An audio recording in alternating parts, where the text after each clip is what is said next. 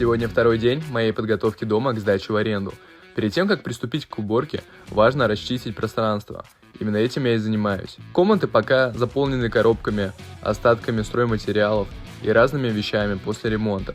Все это я аккуратно собираю и перетаскиваю в одно место. Да, занимает время, но зато потом уборка пройдет намного проще и быстрее. По сути, это первый шаг, чтобы дом постепенно начал превращаться из стройки в жилое пространство. Уже скоро здесь будет порядок, чистота и уют. Мой план простой. Каждыми днями прикладывать немного усилий, чтобы его улучшать. Увидимся с тобой уже в следующей серии.